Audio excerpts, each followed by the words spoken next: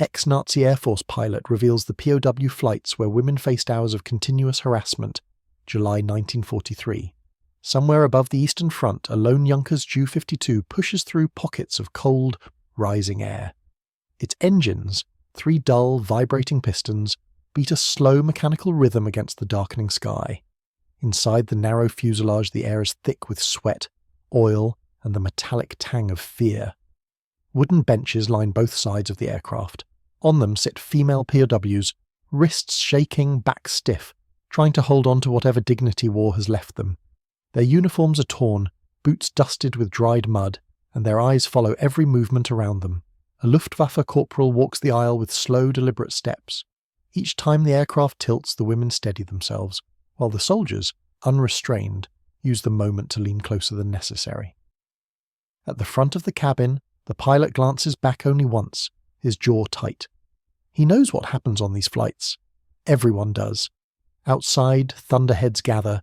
Inside, another kind of storm brews, one without escape, one measured not in minutes, but in hours of continuous humiliation at 3,000 meters above the earth.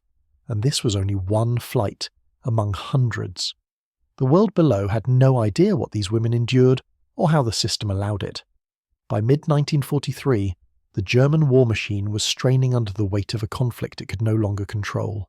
The Eastern Front consumed men, fuel, and aircraft at a pace the Luftwaffe had never anticipated.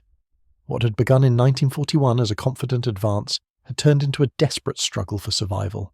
Every week, new pockets of German units collapsed, withdrawing under pressure from the Red Army's counteroffensives, and with each German retreat came the rapid evacuation of supply depots, wounded personnel, and prisoners. Female prisoners of war, though fewer in number compared to men, were a growing presence inside German-controlled territories. Many were nurses, communication staff, partisans, or medical volunteers captured in frontline encirclements. Others were civilian women swept up in mass arrests when villages fell under German occupation. Because ground transport lines were collapsing under Soviet attacks and partisan raids, the Luftwaffe began receiving urgent orders to move these prisoners by air, often on short notice. The aircraft most commonly used for these transfers was the Junkers Ju-52, a slow but reliable tri-motor transport plane. It had a cramped interior meant for troops or cargo, not vulnerable prisoners. Its metal floor vibrated under engine strain. Insulation was thin, ventilation was minimal. There were no partitions, no separate compartments, just 2 rows of benches running along the fuselage walls. In civilian life, the Ju-52 once carried mail and tourists. In war, it carried wounded soldiers, ammunition, and increasingly, terrified POWs. By 1943, the Luftwaffe's Transportgeschwader wings were operating under severe stress. Many of their trained pilots were transferred to combat units, where fighter losses were catastrophic. In their place came older reservists, inexperienced replacements, and men pulled from support roles. Discipline inside transport units weakened. Long hours, poor supervision, and psychological fatigue turned some crews into unpredictable, unstable figures. And within this deteriorating environment, female prisoners, isolated, unprotected, were at the mercy of whoever controlled the aircraft cabin during the flight. Typically, POWs were brought to makeshift airstrips, unused fields, small rural airports, or abandoned Soviet bases. The transfers were rushed. Guards were understaffed, sometimes only 2 men escorting a dozen women. Once loaded into the aircraft, the pilot and co-pilot remained sealed in the cockpit, separated by a thin metal bulkhead. Whatever occurred behind them was rarely seen, much less reported. The Luftwaffe had internal regulations about POW treatment, at least on paper, but in practice, enforcement was almost non-existent. Commanders were overwhelmed, lines of reporting were blurred, and some officers simply viewed transport flights as low-priority operations compared to frontline combat missions. This environment created a vacuum, one where abuses could occur without immediate oversight. The women taken aboard these aircraft came from varied backgrounds. Some were trained military personnel who had served in aid stations or communication posts. Others were civilians caught in wartime sweeps, young, frightened, exhausted. Many had already experienced harassment or violence during their initial capture. The flight was supposed to move them to interrogation centres, prisoner camps, or medical holding facilities. Instead, for many, it became another stage of degradation. Inside the aircraft, conditions were harsh even without misconduct. Turbulence threw bodies against thin metal walls. Cold winds seeped through gaps in the fuselage. The roar of engines made it impossible to hear anything clearly, but the worst suffering often came not from the aircraft but from its crew. Some Luftwaffe escorts, emboldened by the isolation of the sky and the absence of witnesses, took advantage of the powerless situation. Post-war testimonies repeatedly described the same patterns. Soldiers lingering too close, invasive searches, prolonged intimidation, and coordinated harassment that stretched across entire flights, sometimes lasting 2, 3, even 4 hours. The war in the East had hardened many German soldiers, eroding moral boundaries. Under the cover of altitude and engine noise, some saw the prisoner cabin as a place without consequences. What made these flights particularly dangerous was the complete isolation. On the ground, POWs could appeal to officers, camp staff, or even civilians. But in the air, locked inside a metal box controlled entirely by their captors, there was no help, no oversight, no escape. The aircraft itself became a prison without doors, suspended in the sky, unreachable by anyone below. And the Luftwaffe's transport network was expanding rapidly. Between 1942 and 1944, hundreds of relocation flights were conducted across occupied Europe and the Eastern Front. Records from Allied investigations later showed that many pilots suspected what happened in the cabin, but said nothing. Some claimed they were afraid of confronting armed escorts. Others insisted they were focused solely on flying the aircraft. A few admitted decades later that silence was simply easier. This was the world in which the ex-pilot's testimony would later surface, a world of strained discipline, collapsing command structures, and silent complicity. As the Eastern Front deteriorated further in 1944, chaos seeped into every level of German military operations. Retreating units abandoned equipment, burned documents, and rushed civilians and prisoners from one collapsing sector to another. In this disordered environment, Luftwaffe transport flights became a refuge not of safety, but of lawlessness. The usual military checks, medical inspections, supervision by senior officers, documented transfer logs began to break down. Orders were hastily written, sometimes handwritten on scraps of paper. Aircraft were loaded at night under lantern light. Many flights departed without full manifests, without proper escort assignments, and in some cases without any higher-ranking officer monitoring what happened in the cabin. The Luftwaffe's transport system had been overextended long before this point. The loss of fuel reserves, worsening weather conditions, and relentless Soviet air pressure forced German crews to operate in increasingly hostile conditions. Airfields were shelled or abandoned. Some transport pilots took off from dirt roads or frozen rivers. Under such stress, discipline and humanity grew fragile. The behaviour of men in isolation, under fear, exhaustion, and an eroding sense of consequence, became unpredictable, and it was within this psychological atmosphere that harassment inside aircraft cabins intensified. Female prisoners, already traumatised by their capture, found themselves packed into aircraft without proper seating or security. Some sat on crates or ammunition boxes, others stood pressed against metal walls because the benches were full. For the Luftwaffe escorts, typically low-ranking men without strong oversight, the power imbalance was absolute. The women were disarmed, exhausted and isolated in a metal chamber thousands of feet above the ground. Once the doors closed and the aircraft lifted into the dusk, they were effectively beyond the reach of any authority except the armed guards inside. Allied intelligence would later uncover multiple testimonies confirming that harassment often followed a predictable pattern. The moment the aircraft reached cruising altitude, when noise levels were highest and turbulence was steady, the guards grew bolder. Some paced the aisle slowly, stopping in front of certain prisoners. Others leaned in under the pretext of checking restraints. The women often reported gestures that blurred the line between intimidation and assault. Hands lingering too long forced closeness. Whispered threats drowned beneath the roar of engines. The most alarming accounts described hours-long harassment, uninterrupted from takeoff to landing, as the cabin environment shielded the guards from accountability. Luftwaffe culture played a significant role. Unlike Wehrmacht ground units or SS formations, the Luftwaffe maintained a reputation, early in the war, for technical discipline and professionalism. But by 1944, the composition of many transport units had changed drastically. Experienced pilots had been killed or reassigned to fighter groups. The transports were increasingly staffed by older men, reservists with irregular training, and young recruits who had been rushed through shortened instruction. Morale was low. Fear was constant. Alcohol misuse became common in some rear area units. This environment eroded the boundaries of military professionalism. Furthermore, Germany's military ideology, especially on the Eastern Front, dehumanized many of the people falling into German custody.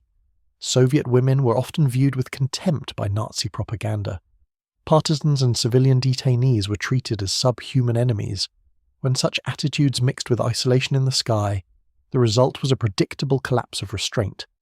The men who controlled the cabin space saw no legal or moral threat in abusing prisoners who, in their minds, existed outside the protections of war. Post-war interviews conducted by Allied tribunals revealed that some Luftwaffe pilots suspected misconduct, but chose not to intervene. The cockpit was separated from the cabin by a thin bulkhead, barely muffling the engine noise. Some pilots claimed they heard nothing. Others admitted they did not want to know. A few acknowledged moments where the aircraft's behaviour, shifting weight, unusual vibrations, muffled struggles, suggested something was happening behind them. But in the final months of the war, when survival overshadowed ethics, many convinced themselves that remaining silent was the safest choice. In reality, the system was failing on every level. Transportation orders became vague and infrequent. The chain of command blurred between Luftwaffe personnel, ground security units, and local SS detachments operating at airfields. Nobody wanted to accept responsibility for protecting prisoners during transit. And within that void, some of the most vulnerable captives, women who had no weapon, no advocate, and no voice, found themselves trapped in the sky with men who had lost their sense of restraint.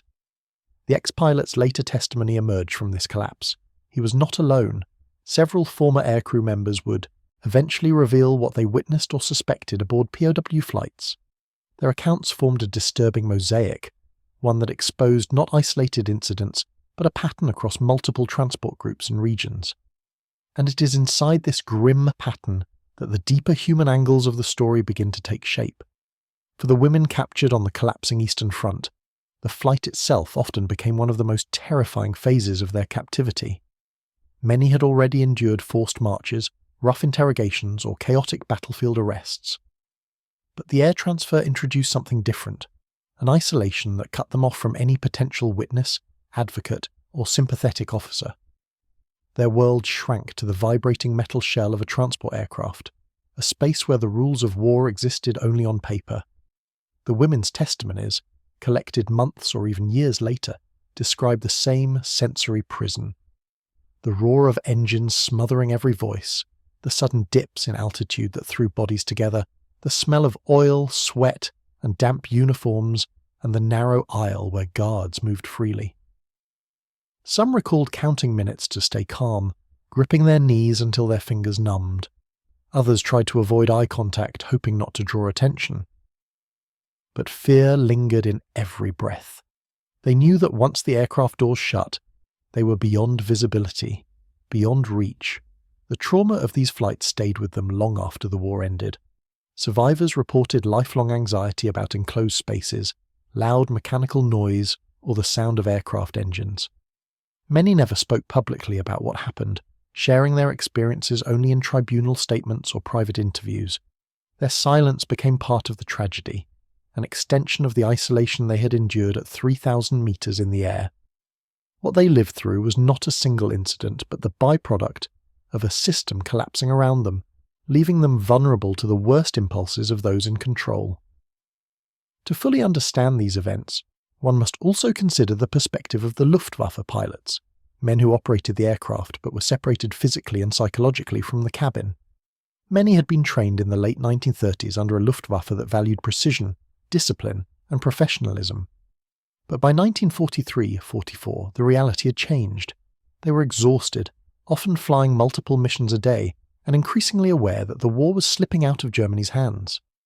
The pilot's cockpit was a world of its own, cramped, loud, vibrating with engine strain. The pilots focused on fuel calculations, weather conditions, navigation, and the constant threat of Soviet fighters or artillery. Some claimed later that they heard nothing unusual from the cabin. Others admitted they suspected chaos behind them, but felt powerless to intervene. The cockpit door was thin but symbolically immense. It separated the technical duty from the human suffering occurring only meters away. For some pilots, silence was self-preservation. Interfering with armed guards could provoke confrontation. Reporting misconduct risked backlash in a military culture increasingly hostile to dissent. At war's end, a handful finally spoke, describing weight shifts, sudden thuds, or muffled cries carried by the metal fuselage. They confessed that the cabin had become a place they did not dare to look into. One ex-pilot's testimony became central to later investigations. He described feeling the aircraft lurch unnaturally during a 90-minute flight, as though passengers were being forced to move repeatedly. When the flight landed, he saw the women disheveled, shaken, and visibly distressed. That moment, he said, revealed to him the truth he had long suspected. His account exposed the moral fractures inside the Luftwaffe as its identity crumbled under battlefield pressure. At the core of the problem lay a series of overlapping command failures that allowed abuse to flourish unchecked. POW transfers fell under multiple jurisdictions: local security units, Luftwaffe ground staff, airfield commanders, and transport wing officers. In theory, each level had responsibility for prisoner welfare. In practice, each assumed the responsibility belonged to someone else. When aircraft were loaded at makeshift airstrips, escort assignments were often informal. Sometimes guards were borrowed from nearby units with no training in handling prisoners. Poor documentation meant that senior officers rarely knew who boarded each flight. And once the aircraft lifted, oversight evaporated completely. The Luftwaffe command structure itself contributed to the problem. Transport groups were considered secondary to fighter and bomber units, receiving fewer resources, less supervision, and fewer experienced officers. As the war situation worsened, focus shifted entirely to stopping Soviet advances. Within this mindset, POW transfers were an afterthought. Complaints, if they reached the chain of command at all, were dismissed as unverified or not operationally relevant. The system's failure was not simply neglect, it was structural collapse. Even officers who might have intervened lacked authority once the aircraft doors closed. The guards controlled the cabin, and the guards answered to no one during flight. As the Luftwaffe's logistical network faltered, that brief window of unmonitored power became a breeding ground for misconduct. This distributive chaos is what transformed isolated acts into a recurring pattern, a pattern the ex-pilot would later help expose. The aircraft used in POW transfers, primarily the Junkers Ju-52 and at times the Heinkel 111 adapted for transport, were never designed to carry vulnerable prisoners under humane conditions. Their engineering limitations directly amplified the suffering of those inside. The Ju-52's corrugated metal skin vibrated endlessly, creating a constant mechanical buzz that made communication nearly impossible. The narrow aisle forced close physical proximity between guards and prisoners, leaving little room for movement and no room for privacy. Ventilation was poor. On hot days, the cabin became suffocating. In winter, icy drafts seeped through the fuselage. The wooden benches were nailed directly to the frame, without padding, causing pain during long flights. Any sudden drop in altitude threw passengers against each other or onto the floor, and because the aircraft had no internal lighting beyond dim cockpit spillover, sections of the cabin could remain half in shadow. Spaces where guards felt emboldened, where harassment could continue unseen. These mechanical realities created an environment where the prisoner's vulnerability was multiplied, and the guard's power increased. In the confined cabin, a guard standing upright towered over seated women who could not shift or stand without losing balance. The physical architecture of the aircraft became part of the abuse, an enclosed space where the engines drowned out cries and where turbulence offered cover for accidental contact. The design flaws were not malicious in origin, but when paired with collapsing discipline and opportunistic cruelty, they became instruments of suffering. It was a combination of machine limitations and human choices, each feeding into the other, that made these flights uniquely dangerous. By 1944, Germany's military identity had fragmented. The Luftwaffe, once a proud symbol of precision and modernity, had fallen into disarray. Fighter groups were decimated in the skies. Bomber crews faced impossible missions. Transport units, considered non-essential combat branches, absorbed the men who were left behind. Those unfit for frontline service, those recovering from wounds, and those whose discipline had broken under the strain of war. Morale bottomed out. Alcohol use increased sharply in rear area units. Some transport airfields became hubs of resentment, fear, and fatalism. Officers looked past misconduct to avoid conflict. Courts-martial became rarer, and disciplinary proceedings slowed to a crawl. The Luftwaffe's leadership was overwhelmed by strategic failures and shortages. Few had energy left to deal with what happened inside individual aircraft cabins. Propaganda intensified the problem. Nazi ideology portrayed Soviet women as less than human, partisans as criminals, and political detainees as unworthy of protection. These attitudes seeped through the ranks. In such an environment, the prisoners' suffering was not just ignored, it was justified in the minds of some guards. When the structure of authority collapses, individuals behave according to their impulses. Some remain humane, others seize the power vacuum. On transport flights, where oversight disappeared at takeoff, the worst impulses often prevailed. The moral degradation of the Luftwaffe during late-war chaos was not absolute. Many, pilots and crew members, remained disciplined, professional, and horrified by the behaviour of peers. But the system no longer protected the vulnerable. The erosion of accountability created fertile ground for abuse, and it is in this ethical void that the most disturbing events unfolded. When the war ended in 1945, the chaos did not dissolve with the surrender. Many crimes committed in isolated spaces, forests, cellars, temporary camps, and aircraft cabins, remained hidden. It was only through survivor accounts and occasional confessions that investigators pieced together the truth about POW transfers by air. Allied intelligence units recorded statements from women who had endured these flights. Their testimonies, though often brief and fragmented due to trauma, described the same patterns: intimidation, coercion, physical harassment, and the helplessness of captivity miles above the ground. Medical examinations upon liberation revealed injuries consistent with restraint, bruising, and prolonged stress. Some Luftwaffe personnel, questioned during debriefings, admitted what they suspected.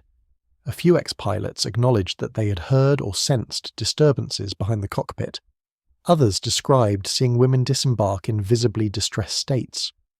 One former co-pilot recounted a moment when a Soviet female prisoner stumbled while exiting the aircraft, her expression hollow, her uniform torn at the shoulder. "It was then," he said, "that I realized what had happened behind me." Most guards denied any wrongdoing. Some claimed the prisoners were uncooperative. Others blamed turbulence or insisted that any physical contact was incidental. Yet inconsistencies in their testimonies, paired with survivor statements, convinced investigators that abuse had been far more widespread than previously acknowledged. Records from minor post-war tribunals, not widely publicized, documented several cases in which Luftwaffe guards were tried for mistreatment of POWs during air transfer. Sentences varied. Some received short imprisonments, while others walked free due to lack of witnesses.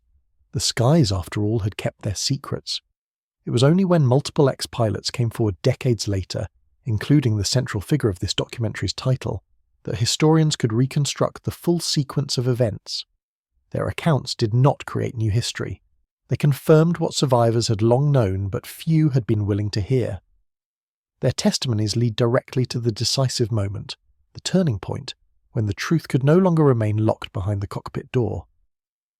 The incident that would later shape the ex-pilot's testimony began on a bleak autumn morning in October 1944, during one of the most chaotic phases of the German retreat from the Baltics. The Soviets had retaken key territory, cutting off German supply lines and forcing hasty evacuations of personnel, documents, and prisoners. Airfields that had once been bustling hubs of coordinated operations were now little more than muddy clearings, lit by burning fuel drums and staffed by skeletal, exhausted crews. At a small, battered airstrip near Šiauliai, a Ju-52 sat idling in the cold air, its engines rumbling against the pre-dawn sky. The pilot, a man who would later recount this day with a lingering sense of guilt, stood outside his cockpit conducting a brief visual check. He had flown dozens of evacuation missions in recent weeks. shuttling wounded soldiers, staff officers, and now prisoners.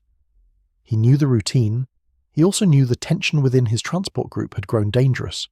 Guards were increasingly aggressive, discipline deteriorating with each Soviet advance. That morning, 11 female prisoners, captured nurses and civilian auxiliaries, according to surviving records, were marched toward the aircraft by 2 Luftwaffe escorts. The women were shivering, their faces pale, their uniforms soaked from an overnight march through rain-soaked terrain. They carried no bags. Their hands had been bound earlier, then freed before boarding, leaving raw marks on their wrists. The pilot noticed these details in passing. He also noticed something else. The guards appeared restless, almost agitated, speaking in sharp, clipped tones he could not fully hear. The aircraft was loaded quickly. The women were pushed onto the benches lining the cabin. The guards entered last, closing the door behind them. As the pilot climbed into the cockpit, he felt a familiar unease, an instinct honed over months of flights where he sensed something happening behind him but never dared to confront it. He strapped in, checked his fuel gauges, and prepared for takeoff. The flight plan was simple. Ascend to 3,500 meters, head southwest toward a temporary holding facility near Königsberg, and land within 90 minutes. But even before the aircraft reached cruising altitude, the pilot sensed something was wrong. The fuselage vibrated oddly, as though weight was shifting in unpredictable patterns. It wasn't turbulence, it wasn't wind shear, it was movement, intentional, repeated, uneven. At 2,000 meters, he heard a faint thud against the cabin wall. Then another. He tightened his grip on the control yoke. His co-pilot glanced back instinctively, though the bulkhead blocked his view. Neither spoke, but both understood the implication.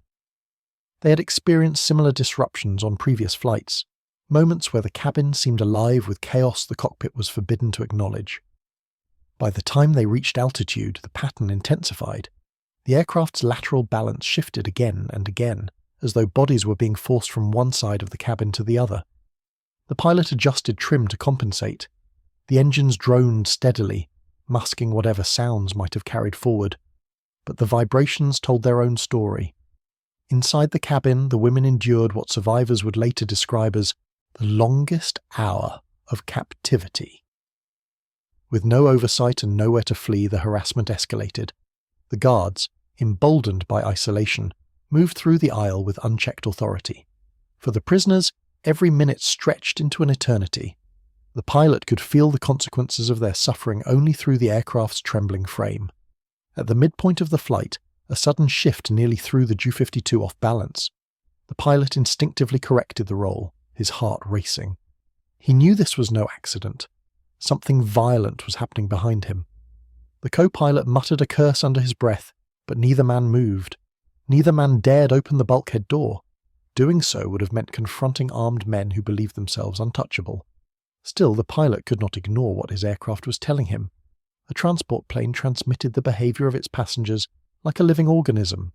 Sudden jolts, weight slams, irregular shifts, each one communicated distress. And on this flight, the signals were relentless. The final 20 minutes were the worst. The aircraft's balance wavered repeatedly, forcing the pilot to fight for stability. He made small course adjustments to avoid drawing attention from Soviet patrol fighters, but his focus was split, one eye on the horizon, the other on the trembling metal behind him. When the airfield at Königsberg finally came into view, relief washed over him. He began his descent. The shaking lessened slightly, perhaps because the guards sensed the end of their window. The landing was rough but controlled.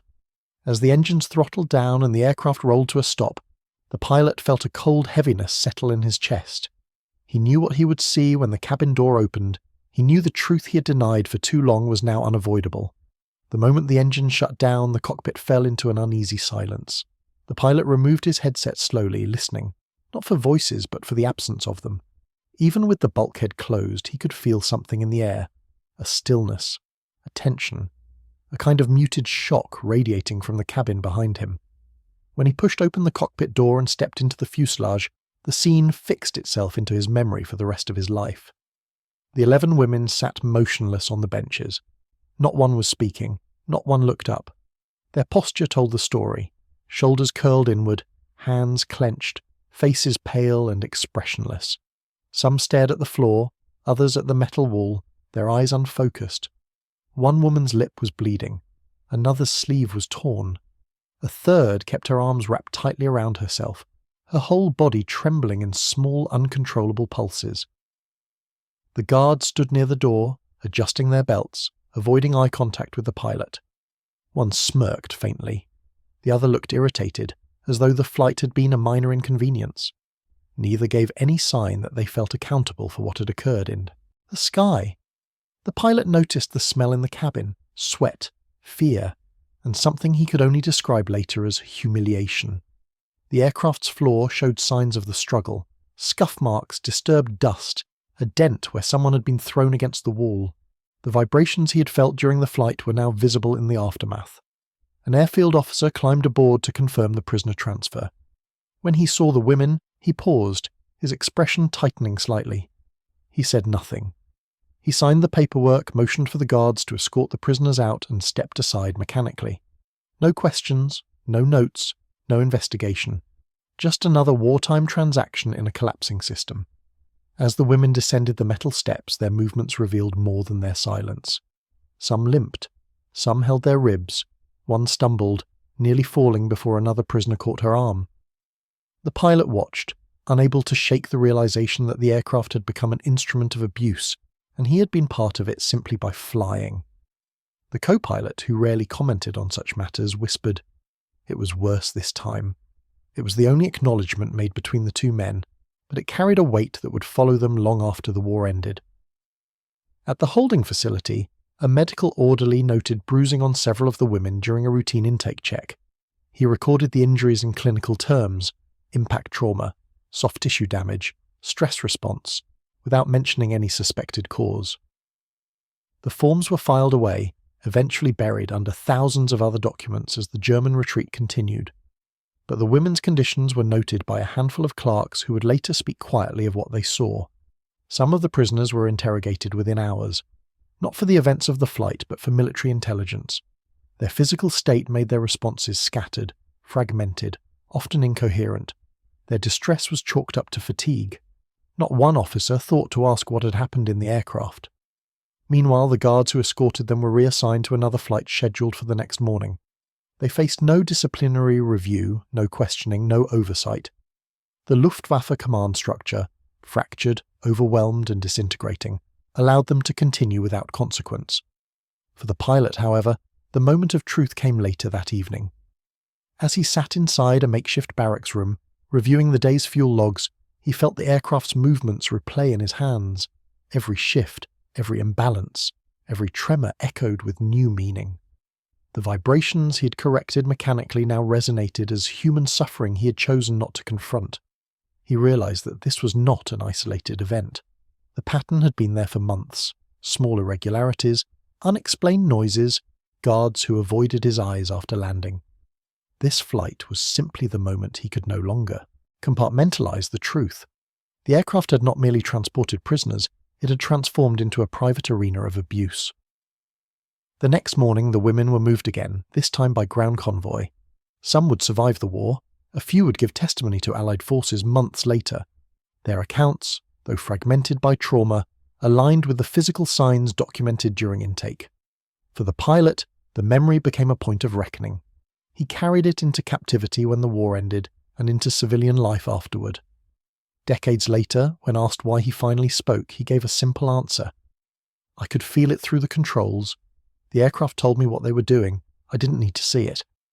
His testimony would become a crucial thread in reconstructing the truth, a truth that had been sealed inside a vibrating metal shell, thousands of feet above the earth. When the Third Reich collapsed in May 1945, the machinery of war dissolved almost overnight, leaving behind a scattered landscape of documents, wounded survivors, and human testimonies waiting to be heard. Among the thousands liberated from holding facilities and temporary camps in East Prussia, Poland, and the Baltics were women who had endured Luftwaffe transport flights during the final stages of the war. Their accounts did not immediately reach investigators. Many were too physically weak, emotionally exhausted, or unwilling to relive what had happened to them in the sky. But as Allied forces established medical screening stations across liberated zones, patterns began to emerge. Doctors conducting intake examinations noticed recurring injuries among female prisoners who had arrived by air in late 1944. Bruised ribs, shoulder dislocations, untreated fractures, and deep tissue bruising along arms and wrists. Many women flinched at loud noises or sudden movement. Nearly all displayed acute signs of stress, tremors, dissociation, severe fatigue. Initially, these symptoms were assumed to be the result of wartime brutality on the ground. But repeated mentions of the flight or the aircraft during medical interviews drew attention. It was in these first weeks of liberation that the earliest documented references to harassment aboard Luftwaffe transport planes surfaced. Allied interrogators found themselves facing stories that were difficult to categorize. These were not the systematic, bureaucratically organized crimes associated with concentration camps, nor were they battlefield incidents with witnesses, dates, and clear perpetrators. These were acts committed in a space suspended above the earth, hidden by engine noise, turbulence, and isolation.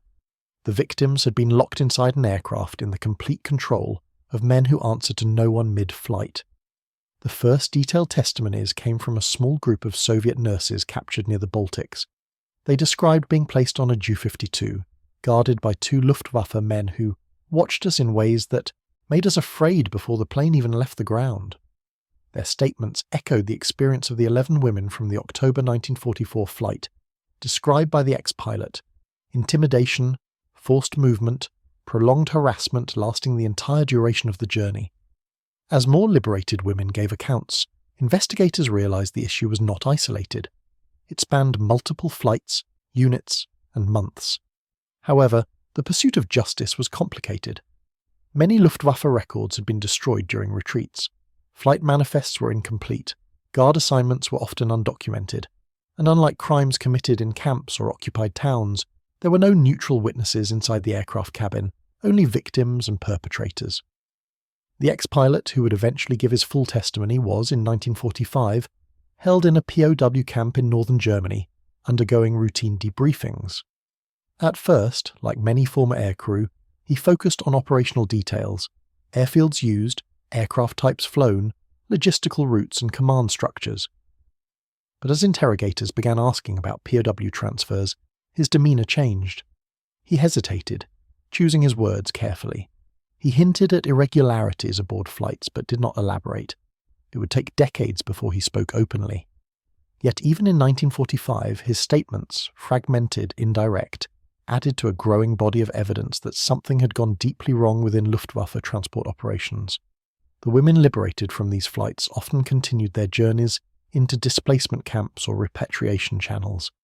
Some returned to families that welcomed them with relief but struggled to understand their trauma. In the early post-war years, discussing abuse, especially sexual harassment, was stigmatized or discouraged.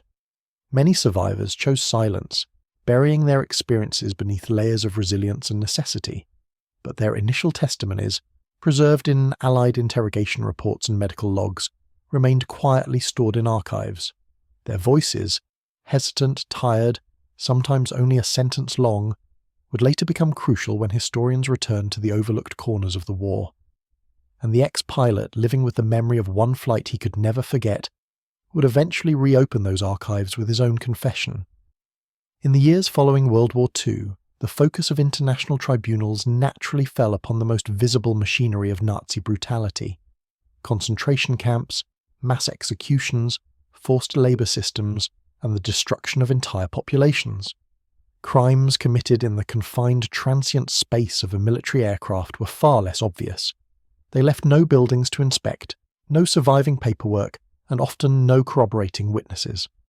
For decades, the abuse that occurred during Luftwaffe POW transfer flights remained buried beneath the larger devastation of the war. Yet the fragments of truth persisted. In small regional courts, especially in the late 1940s and early 1950s, a few cases surfaced involving Luftwaffe guards accused of mistreating female prisoners during air transport. Evidence was thin, but survivor testimonies, delivered with trembling voices, matched details recorded in Allied medical examinations. Most convictions were minor. Sentences ranged from a few months to 2 years. Some defendants were acquitted simply because the aircraft, by its nature, erased the possibility of third-party confirmation. Still, Each case added another thread to an uncomfortable historical tapestry. The pilot whose testimony anchors this documentary lived quietly after the war, working in a civilian aviation repair shop and raising a family. But the memory of that October 1944 flight remained with him. For decades he avoided speaking about the war at all. Only in the late 1970s, when a group of historians began documenting overlooked crimes against female POWs, did he agree to an interview. He was not a man seeking absolution, nor did he portray himself as heroic. His account was calm, factual, and painfully restrained. He spoke of the vibrations through the control yoke, the asymmetric weight shifts, the thuds against the fuselage, technical details that only a pilot could interpret. He described the guards' behaviour after landing, the condition of the women as they disembarked, and the silence of the officers on the ground. His testimony was not sensational, it was procedural, but that made it more powerful. Other aircrew, inspired by his candour or burdened by their own memories, slowly began to come forward. A former co-pilot in Austria recalled a similar flight in early 1945, describing a sense of dread when he opened the cabin door after landing. A flight mechanic stationed in Poland remembered hearing guards joke crudely after certain missions. A medical orderly confirmed he had documented unexplained bruising on several women who arrived by air. None of these accounts alone proved the systemic nature of the abuse, but together they painted a consistent picture. Historians revisited Allied interrogation archives and found that the earliest testimonies from liberated women aligned almost exactly with what the pilots described decades later. The patterns matched: forced movement, intimidation, harassment throughout the duration of multi-hour flights. The cabin of a transport aircraft, a space invisible to the outside world, had become a site of recurring abuse. By the 1990s, the topic finally entered academic discourse. It was not widely publicized, but it was acknowledged as part of the broader landscape of wartime violations. Scholars emphasized an important distinction. The Luftwaffe Transport Corps did not run a coordinated top-down system of abuse. Rather, the combination of collapsing command structure, inadequate oversight, ideological dehumanization, and physical isolation created conditions where harassment could occur repeatedly and without consequence. The ex-pilot's testimony became a key citation in later research, not because it was dramatic, but because it was precise. He described the experience from the perspective of a man who felt the suffering of prisoners not through screams or direct observation, but through the trembling of the aircraft itself. His technical knowledge transformed an invisible crime into a physically measurable event. It gave historians a new way to interpret flight logs, aircraft behaviour, and survivor statements. For the survivors who lived long enough to see their experiences finally acknowledged, recognition arrived late, but it mattered. Their suffering, once dismissed or overshadowed by greater horrors, finally had a place in the historical record. And for the pilot, the confession he carried for decades became part of a larger truth, a truth that helped bring light to a dark, overlooked corner of the war. History often concentrates on the loudest moments: battles, invasions, speeches, and front lines. But some of its darkest truths unfold in silence, inside places no one was meant to see. The Luftwaffe POW flights were not vast structures or infamous camps. They were small, confined spaces, suspended in the sky, operating for an hour or two before disappearing again into the machinery of war. And yet, within those steel walls, human lives were bent, broken, and reshaped by fear. The story of these flights is a reminder that war does not need grand architecture to produce cruelty. Sometimes all it requires is isolation, exhausted men with unchecked power, and a system collapsing faster than it can police itself. The aircraft became a symbol of that collapse. Machines built for transport, repurposed by circumstance into private arenas, where the vulnerable were left without defense. The ex-pilot's testimony matters because it bridges the gap between the mechanical and the human. He did not witness the abuse directly. He felt it through vibrations, shifts in weight, and silent tension that travelled through the controls into his hands. His account shows how the truth sometimes reveals itself in the smallest physical signs, long before words are spoken. For the survivors, acknowledgement came slowly. Many carried their trauma alone, overshadowed by the vast tragedies that defined the war. Recognition does not erase what happened, but it affirms that their suffering belonged to the historical record, that it was real, documented, and remembered. And for us, this story serves as a final lesson. In war, the measure of morality is found not only in grand decisions made by commanders, but in the quiet actions of individuals, the ones who choose to protect, the ones who choose to harm, and the ones who choose to remain silent. Even inside a noisy aircraft suspended between earth and sky, human choices echo across time. The story of those flights endures because it reminds us how easily humanity can be lost, and how vital it is that we continue to remember.